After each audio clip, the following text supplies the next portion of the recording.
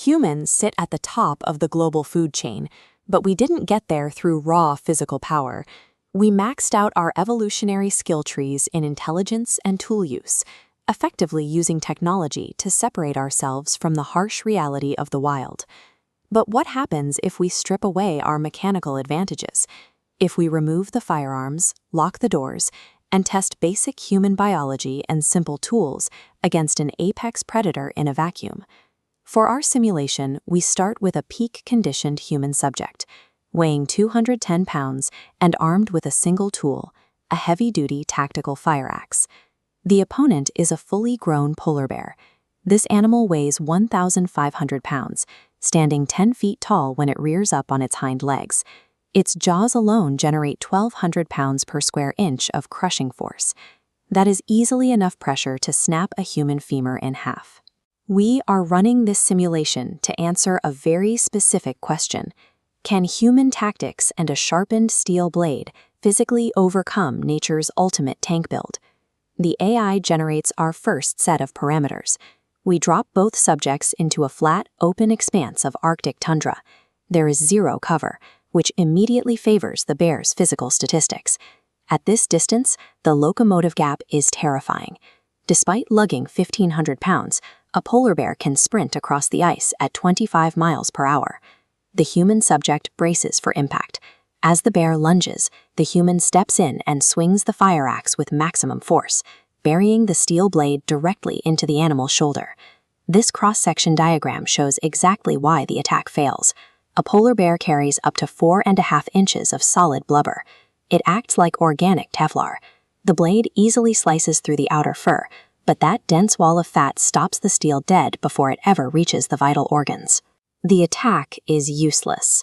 Less than a second later, the bear retaliates with a single, massive paw swipe. The system registers an instant critical failure for the human model. Total elapsed time is just 6.8 seconds.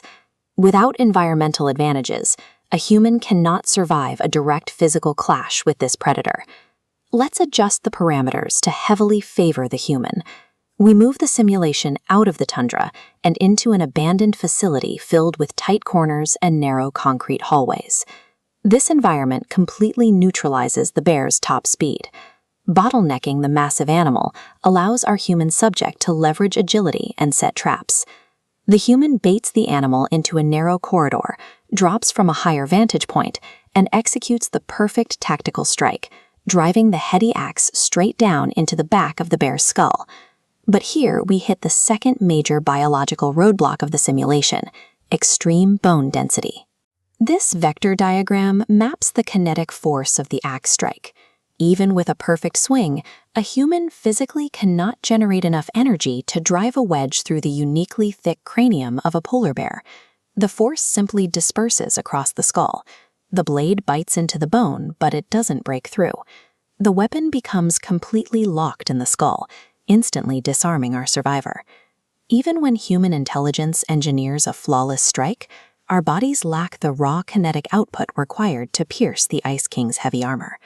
Our supercomputer ran this scenario 10,000 times, adjusting for every variable from lighting to swing angle. Out of those 10,000 runs, the human subject only survived 12 times, usually due to a freak strike through the eye socket or an environmental glitch. The remaining 9,988 simulations ended in a bear victory. Our brains and our ability to use tools are incredible evolutionary cheats, but they have hard physical limits. In close quarters, without the explosive power of modern ballistics, our physiology just isn't built to compete with this much mass. The synergy of 1,200 psi offense and a 4-inch blubber defense creates a biological barrier that human strength cannot bridge. In the realm of raw survival mechanics, the polar bear is a nearly dominant tank build. So how would you change the parameters? What tools or environments do you think would actually give a human a fighting chance? Let us know in the comments. Or maybe we remove humans entirely for our next test. How would a silverback gorilla hold up when dropped into an arena with a fully grown Siberian tiger? Drop your wildest matchups below, and make sure to subscribe so we can keep funding the lab. We may rule the globe with our technology, But simulations like this are a reminder to respect the biological reality of the wild.